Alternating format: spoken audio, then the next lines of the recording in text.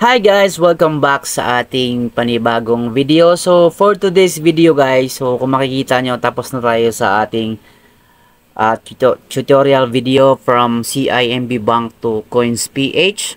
So ang gagawin natin today ay ang vice versa naman. So from CoinsPH to CIMB Bank. So bago natin umpisahan ang ating video, please do subscribe to my YouTube channel.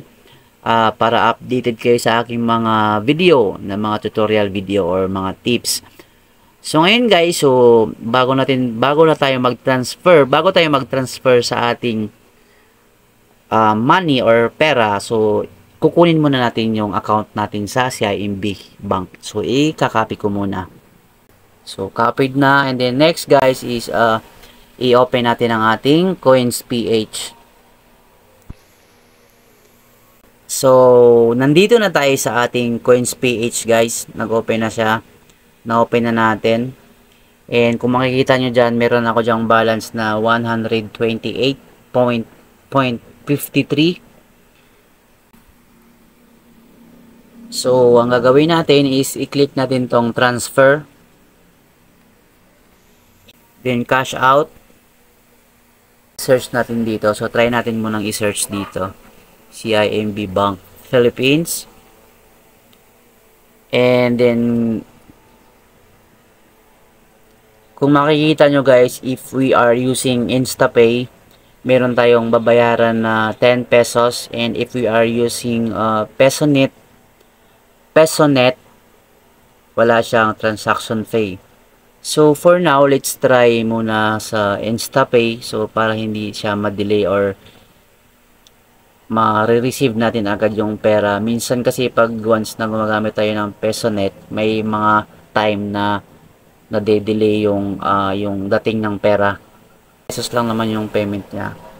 And then ang ita-transfer ko lang naman is 100 pesos. So 100 pesos, and then try to InstaPay. So 10 pesos yung payment niya, 10 pesos yung transaction fee. Yung fee, and then next lang natin.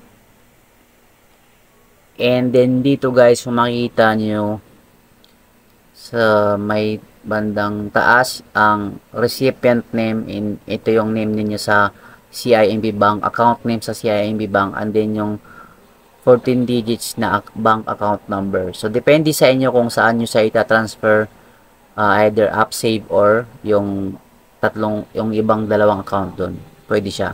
Pag nalagyan nyo na, i-click nyo lang yung next.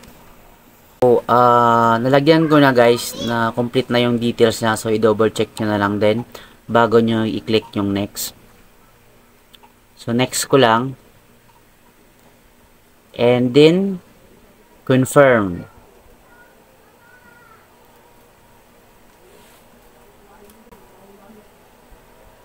So, wait lang natin yung authentication code from CoinsPH.